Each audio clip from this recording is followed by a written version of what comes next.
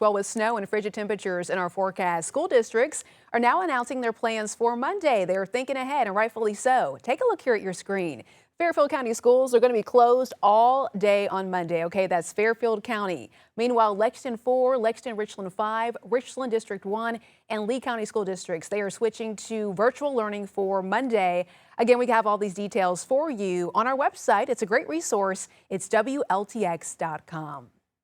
As we prepare for high snow totals and freezing conditions, Richland County leaders, they want drivers who do have to commute for their jobs to go ahead and just be really aware and ready, which is why they're busy pre-treating those busy highways out there. News 19's Ariana Clay showing us their process tonight.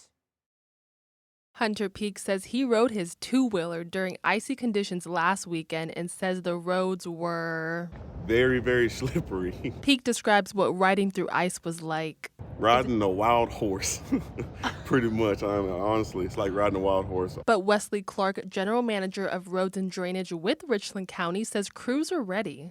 We send guys home with spray trucks, and we call them out as needed.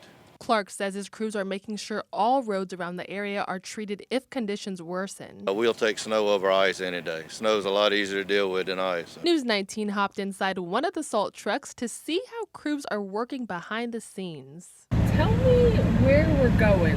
We have the salted brine mixture to make sure that the ice doesn't stick. For drivers like Daryl Paris, rural roads can be especially challenging during winter weather. It's going to be interesting because I'll be driving in country areas and rural areas. It can be a bit challenging because most of those roads are dirt. Yeah. But if snow totals end up higher than expected, Clark says crews are ready to respond again. We'll get out and ride the roads and check, and anything that needs to be retreated, we'll call the spray truck out to do that. And as always, when driving through these cold conditions, officials recommend to increase your following distance and stay alert. Here in Columbia, I'm Ariana Clay for News 19 WLTX. Ariana, thank you so much. Meanwhile, Sumter County leaders say this weekend could be one of the most severe winter storms we have experienced in years. Our chief meteorologist, Chevy Chevalier, compared it to storms we saw back in 2010, which is why rural communities are taking some extra steps to make sure no one is left behind. Right now, we're going to check in with News 19's Shannon Taylor, giving us some live updates. Busy speaking with folks in that community. Shannon.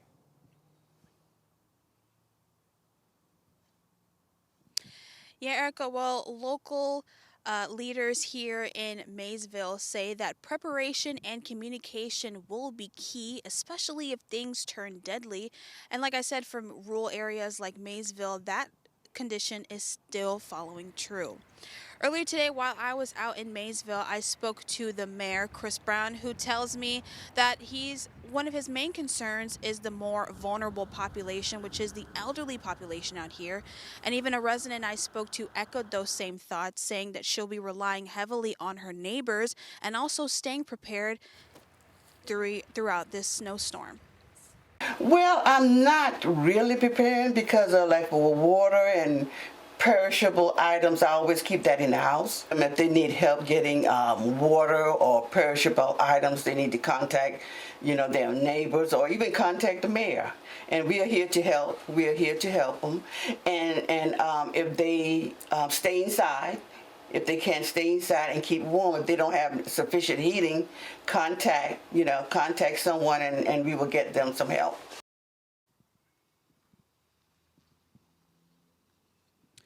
And Sumter County government leaders have also said that they are having a delayed opening at noon on Monday, February 2nd. And also recycling centers will be open 7 a.m. to noon on Sunday and on Saturday, and then close on Sunday. But they'll also continue to monitor and send out announcements on any closures that Sumter residents should know about as the snowstorm continues into the weekend. Reporting live in Maysville, Shannon Taylor with News 19 WLTX. All right, Shannon, stay warm out there. We should also mention that our crews, our teams, they're going to be set up in different communities throughout this weekend, giving us live looks. So let's go ahead and continue our team coverage right now over in Newberry County. That area could see 5 inches of snow potentially. So let's check in right now with News 19's Jamin Wade. He is standing in Newberry right outside of the Opera House. Jamin, what are you seeing so far in that area? I know that Newberry, they typically do get a lot of the snow when it happens.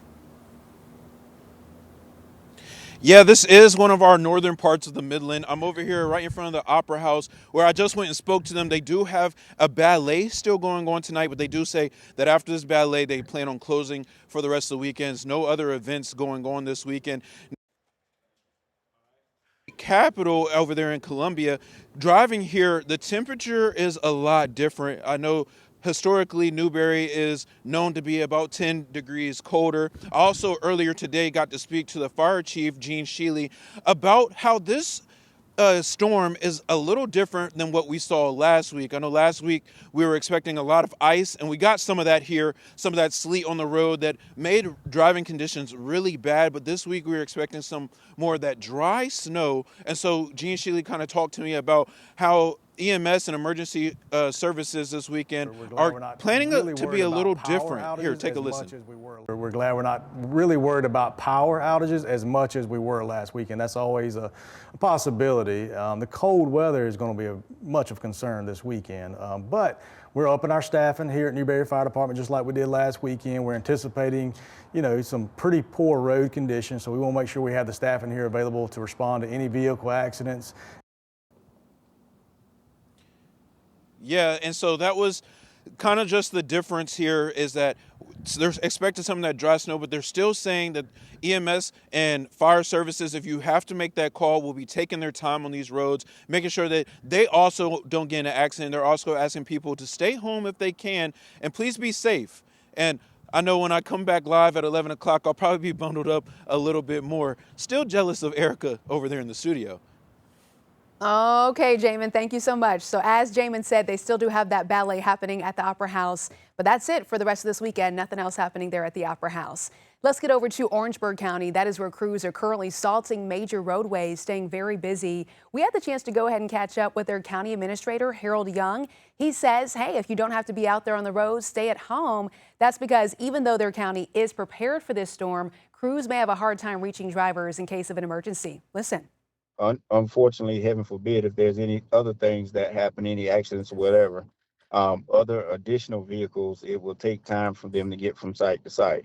So we have done a good job, Orangeburg County. We have rationed out the 4x4 vehicles to be able to make sure we cover the areas, and we have a plan in place that we feel is solid, and we're ready to protect the citizens of Orangeburg County.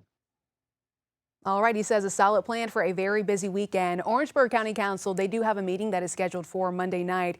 Harold Young tells us they're going to be watching out for conditions and maybe holding that meeting virtually. We'll be sure to keep you updated right here on News 19. And talking about keeping you updated, take a look here at your screen. On your TV or on your phone, News 19, we are always keeping you connected with the very latest conditions any time of day.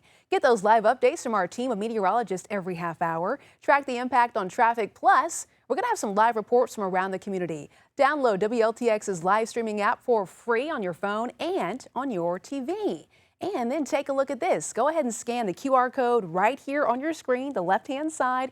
Get those streaming platforms that you can always find our 24/7 radar as we head throughout the next couple of days. You can track the weather in real time. It's a really cool feature, very useful. You can do it all day, all night. It also has that city-by-city forecast. Again, that's available for a free download on your TV, on your phone. Just search for WLTX or use the QR code right here on your screen.